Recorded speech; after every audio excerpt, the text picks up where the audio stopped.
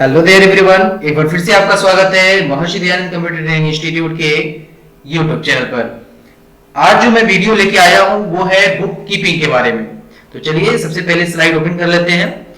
Book keeping के बारे में आज हम ये जानेंगे कि बुक कीपिंग होता क्या है, टैली में इसका यूज क्या होता है, बुक कीपिंग का हम टैली में क्या यूज कर पाएंगे और अकाउंटिंग में बुक कीपिंग का पर्पस क्या होता है।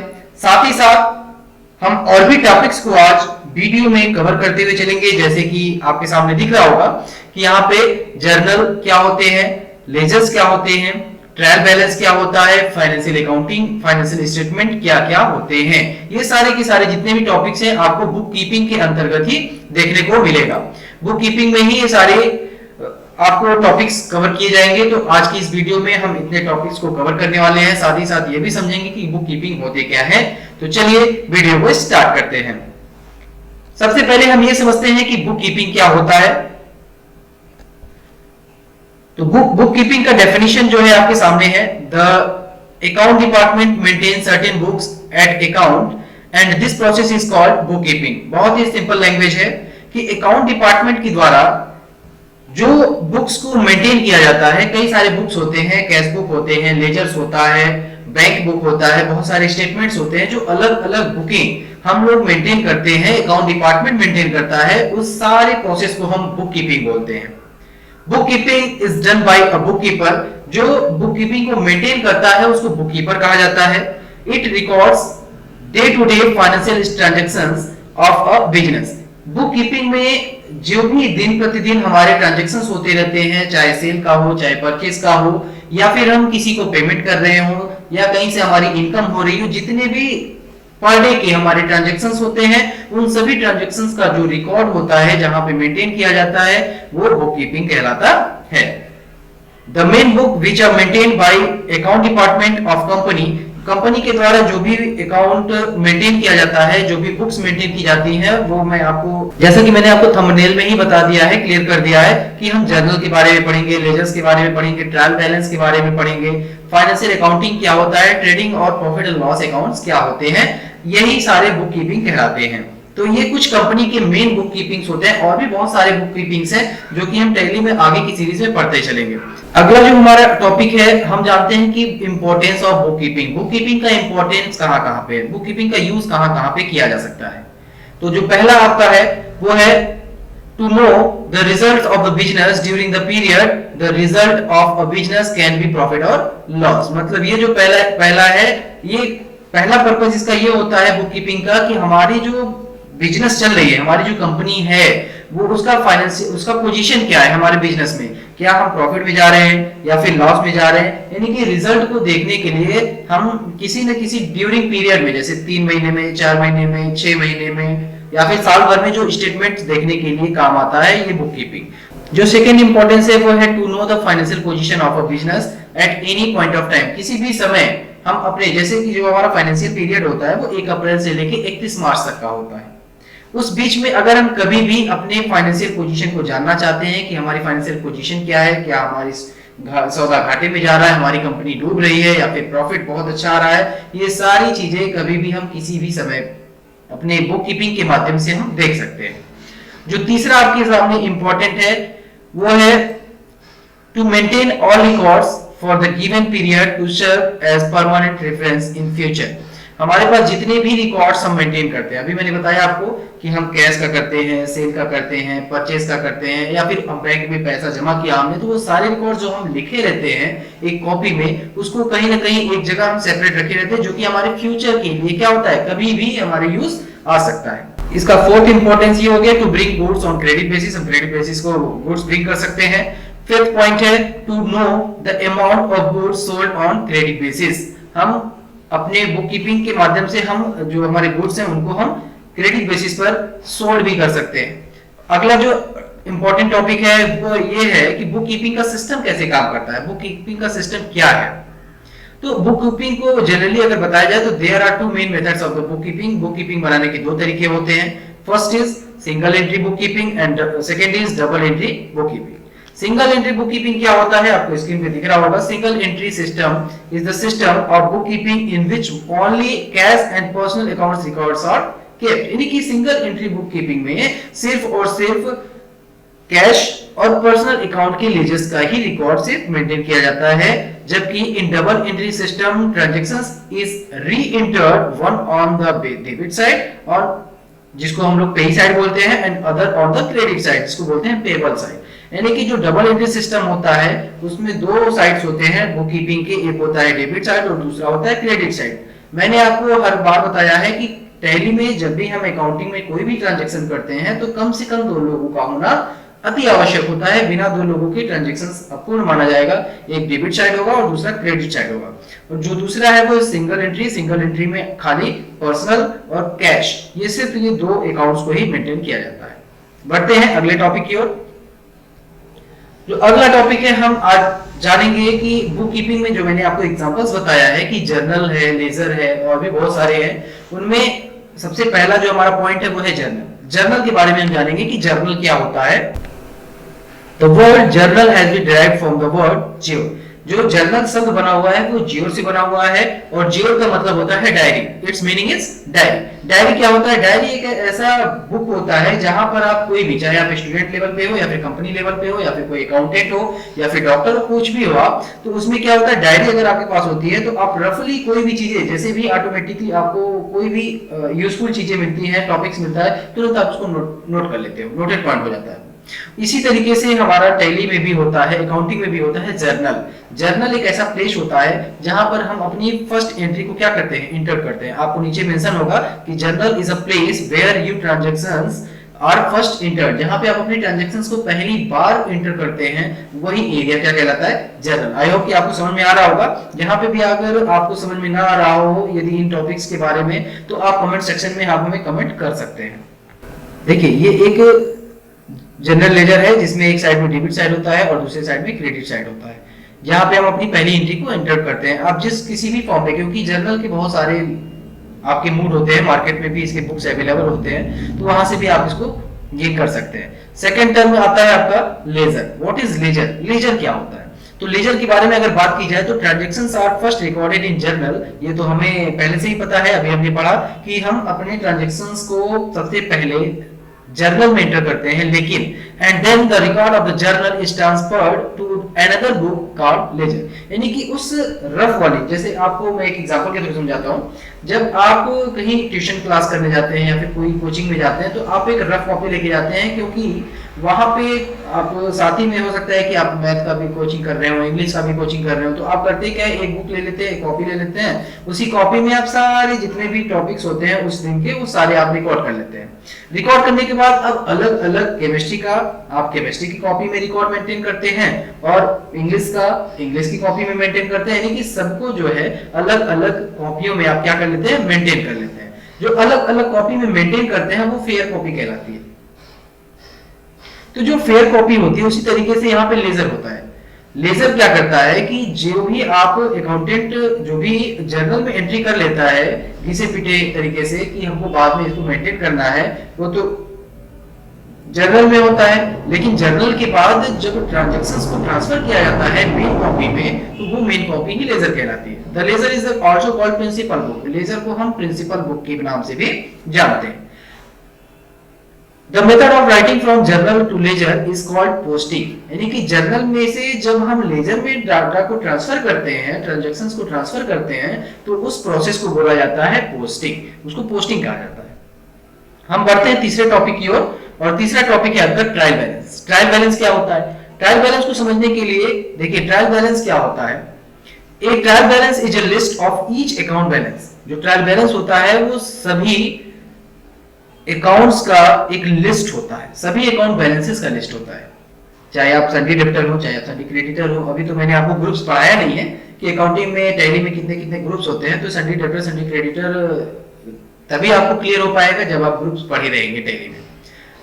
तो जो भी आपके कस्टमर हैं, जो भी आपके बैंक हैं, जो भी आपका सप्लायर है, उन सभी से जो भी आपके बैलेंसेस हैं, उन अकाउंट्स के जो भी बैलेंसेस हैं, उनका एक लिस्ट होता है। उसी लिस्ट को हम ट्रायल बैलेंस बोलते हैं। Here all the debit balances are added together. जितने भी डेबिट साइड के बैलेंस रहेंगे सबको जोड़ के एक साइड में लिखा जाता है। And all the credit balances are added together. और सभी क्रेडिट बैलेंसेस को दूसरी साइड में लिखा जाता है, क्रेडिट साइड में लिखा जाता है।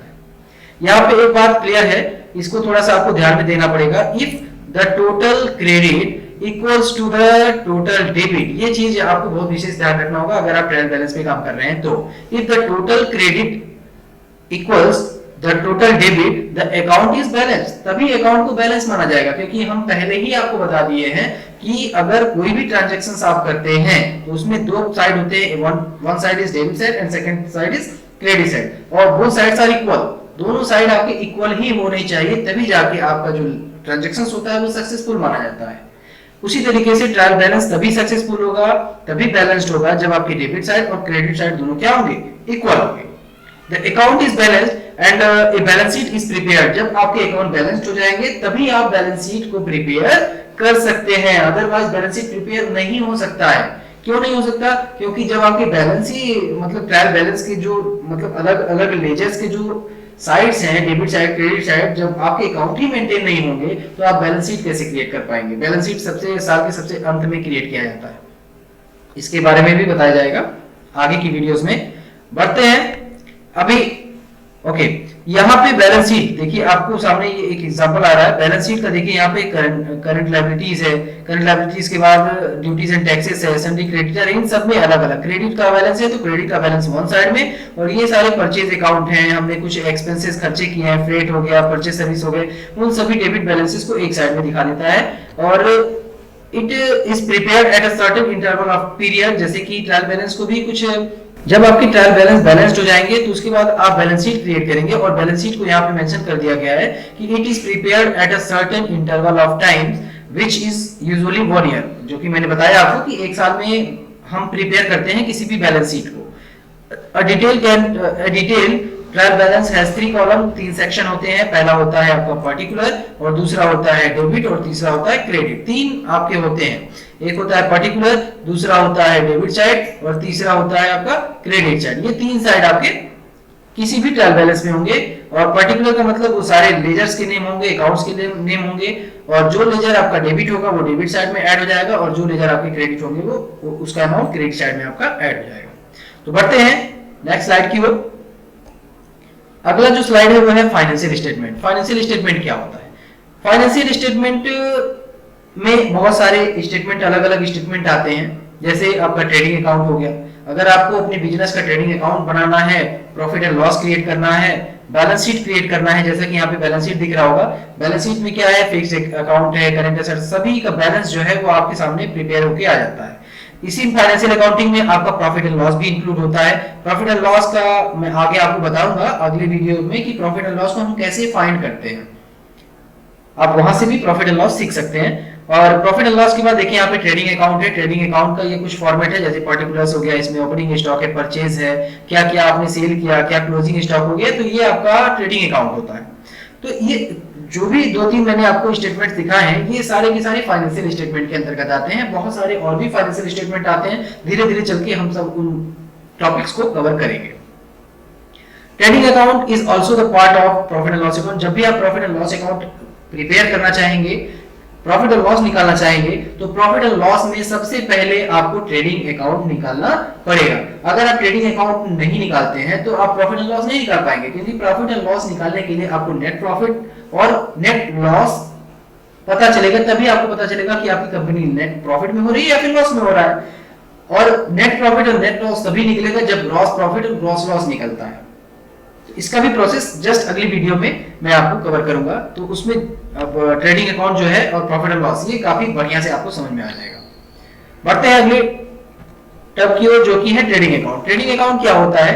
Trading account, the trading account is prepared to the find gross profit and gross loss. यानी कि अभी मैंने बताया आपको कि जो ट्रेडिंग अकाउंट होता है वो ग्रॉस प्रॉफिट और ग्रॉस लॉस को ही निकालने के लिए किया जाता है। जब तक आप ग्रॉस लॉस और ग्रॉस प्रॉफिट नहीं निकालेंगे तब तक आप नेट मतलब profit and loss account prepare नहीं कर पाएंगे। और ये जो ग्रॉस प्रॉफिट और ग्रॉस लॉस होता है ये आपके सेल और परचेज के आधार पर ही निकाला जाता है, basis of the selling and purchasing. यानी कि जो आपका प्रॉफिट एंड लॉस होता है, ट्रेडिंग अकाउंट होता है, इसमें भी 3 साइड होते हैं, एक होता है 2 साइड होते हैं, एक होता है डेबिट साइड और दूसरा होता है क्रेडिट साइड।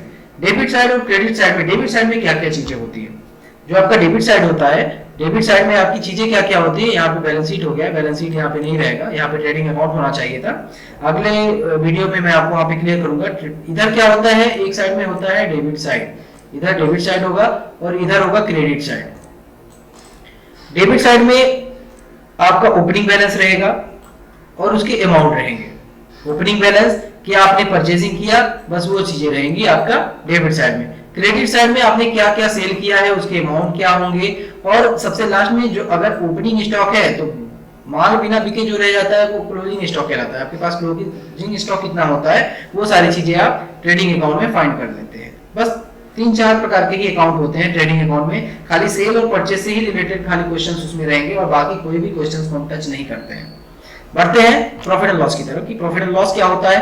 तो profit and loss in this account all incomes and expenses are transferred. जितने भी इनकम और एक्सपेंस होते हैं उन सभी को हम प्रॉफिट एंड लॉस में ट्रांसफर करते हैं। If the total of its credit side is more than the debit side, ये चीज समझना बहुत इंपॉर्टेंट है आपके लिए कि if the total of its credit side is more than the debit side is called net profit. मतलब क्या कह रहा है, कह रहा है कि अगर आपका टोटल क्रेडिट साइड जो है वो ज्यादा है किससे, डेबिट साइड से। डेबिट मतलब होता है खर्चा, आपको इतना समझना है कि डेबिट का मतलब होता है खर्चा और क्रेडिट का मतलब होता है इनकम। तो आपको मैंने पिछले वीडियोस में शायद रूल्स पढ़ाया था, तो रूल्स ऑफ अकाउंटिंग में मैंने ये बताया था कि नॉमिनल अकाउंट का एक फंडा होता है, एक नियम होता है कि all incomes and expenses are all expenses and losses are debit and all incomes and gains are credit. तो जितने भी इनकम होंगे वो क्रेडिट साइड में लिखा जाएगा, जितने भी खर्चे होंगे वो डेबिट साइड में लिखा जाएगा। तो जब खर्चे ज्यादा हो जाएंगे, हमारा क्रेडिट कम रहेगा, तो जाहिर सी बात है कि हमें तो लॉस सहना ही पड़ेगा। इसलिए यहाँ पे आपको प्रॉफिट एंड लॉस अकाउंट में अगर आपको दिखता है कि हमारा क्रेडिट साइड क्या है, बड़ा है किससे, डेबिट साइड से, तो इसका मतलब आप प्रॉफिट में है। लेकिन अगर आप if the total it's side is more than the credit side, अगर आपका डेबिट साइड जो है क्रेडिट साइड से ज्यादा हो जाता है, इसका मतलब खर्चा आपने ज्यादा किया, आपने इनकम कम किया, तो आपको क्या हो जाएगा, आपको नेट लॉस होगा।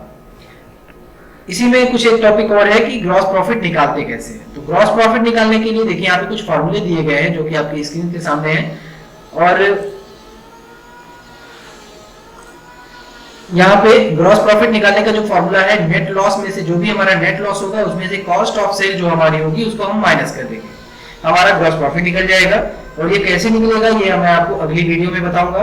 नेट प्रॉफिट कैसे निकलता है, नेट प्रॉफिट का ये फॉर्मूला आप लिख लीजिएगा, कहीं राइट कर लीजिएगा, क्योंकि जब अगला क्लास चलेगा तो उस अगले क्लास में, अगले वीडियो और ट्यूटोरियल में आपको ये फॉर्मूले बहुत ही आपका हेल्प करेंगे। तो जो नेट प्रॉफिट है, नेट प्रॉफिट निकालने का फॉर्मूला ये है कि जितने भी ग्रॉस प्रॉफिट आपको जो निकल रहा है, जो यहाँ पे आपका ग्रॉस प्रॉफिट निकल रहा है, इस ग्रॉस प्रॉफिट को एक साइड में लिख लीजिए और जो भी अदर इनकम्स है उन सभी अदर इनकम्स को आप एक साइड में लिख लीजिए, इन सबको जोड़ लीजिए, ग्रॉस प्रॉफिट को जोड़ लीजिए और जो भी आपके अदर इनकम्स हैं उनको जोड़ लीजिए। उनको जोड़ने के बाद माइनस क्या करना है, जितने भी आपके खर्चे हैं, जितने भी आपके डेप्रिसिएशंस हैं, जितने भी आपके इंटरेस्ट हैं जो आपने पे किया हुआ है, जितने भी आपके टैक्सेस हैं जो आपने पे किया हुआ है, उन सबको जोड़ के माइनस कर दीजिए। अगर आप, जैसे कि मैं आपको एक एग्जांपल भी दिया था कि अगर कोई 10 रुपए का पेन है आपका, वो 20 रुपए में बेच रहे हो और उसमें से आपको 2 रुपए खर्चा हो गया है, तो 10 रुपए टोटल आपके ग्रॉस प्रॉफिट होंगे, क्योंकि आपने खरीदा पेन 10 रुपए में लेकिन उसको बेच रहे हैं 20 रुपए में, तो प्रॉफिट तो सीधे 10 रुपए का हुआ, लेकिन उसमें खर्चे भी तो भैया शामिल है। जो 2 रुपया खर्चा हुआ है आपका, वो 2 रुपये जब माइनस कर देंगे तब जाके आपका नेट प्रॉफिट निकलेगा। तो हमने यहाँ पे खर्चे को क्या किया है, माइनस किया है, जो हमने एक्सपेंस है उसको माइनस किया है। तो ये थे कुछ आज के टॉपिक, और आई थिंक आपको बुक कीपिंग में बुक कीपिंग समझ में आ गया होगा कि बुक कीपिंग क्या होता है, जर्नल क्या होते हैं, जो कि पहला ट्रांजैक्शन हम जहाँ पे एंटर करते हैं उसको जर्नल बोलते हैं, और उस पहले ट्रांजैक्शंस को जब रफ कॉपी से हम फेयर कॉपी में ले जाते हैं, इन सिंपली कह सकते हैं, तो उसको हम लेजर बोलते हैं, क्योंकि जर्नल में रफ कॉपी में सारे टॉपिक्स लिखे जाते हैं और उन टॉपिक्स को जब अलग अलग रफ फेयर कॉपी में, यानी कि अलग अलग अकाउंट्स में, जब हम अलग अलग अकाउंट्स की बुक में हम जब उसको मेंटेन कर देते हैं तो वो जर्नल कहलाता है। ट्रायल बैलेंस क्या होता है, ये सेल और परचेज की बेसिस पे ट्रायल बैलेंसिंग किया जाता है। जितने भी आपके अकाउंट्स होते हैं उन सभी अकाउंट्स के अमाउंट जो होते हैं वो बैलेंस शीट में शो होते हैं, और ट्रायल बैलेंस में जब निकाला जाता है तो उस ट्रायल बैलेंस में जितने भी अकाउंट्स होंगे उसमें एक बैलेंसिंग की लिस्ट होती है। जितने भी अकाउंट्स होंगे उन सबके कितने डेबिट साइड है, कितने क्रेडिट अमाउंट है, उन सभी अमाउंट्स को वहां पे मेंटेन कर दिया जाता है। दूसरी अगली चीज है कि फाइनेंशियल स्टेटमेंट आपने समझा, फाइनेंशियल स्टेटमेंट में आपने ट्रेडिंग अकाउंट निकाला और प्रॉफिट एंड लॉस के बारे में जाना। निकालने की बात हुई तो निकालने के लिए हम अगली वीडियो बना रहे हैं। अगले वीडियो में आपको ट्रेडिंग अकाउंट के बारे में, प्रॉफिट एंड लॉस कैसे निकालते हैं, ये हम बहुत अच्छे से सीख पाएंगे। तो आई थिंक आपको बुक कीपिंग का जो ये टॉपिक था बहुत अच्छे से समझ में आ गया होगा। इन सिंपल लैंग्वेज का यूज किया गया है, बहुत ही ज्यादा हार्ड टफ लैंग्वेज नहीं यूज किया गया है। और इस वीडियो को पॉज करके आप इसका नोट्स भी बना सकते हैं। यदि कुछ भी आपको इस वीडियो से रिलेटेड कोई भी क्वेश्चंस अराइव हो रहे हैं तो आप दिए गए इसमें जो भी कमेंट सेक्शन है, उन कमेंट सेक्शन में आप हमको कमेंट करके पूछ सकते हैं, आपको रिप्लाई जरूर दिया जाएगा। वीडियो को अंत तक देखने के लिए आपका बहुत बहुत धन्यवाद। Thank you.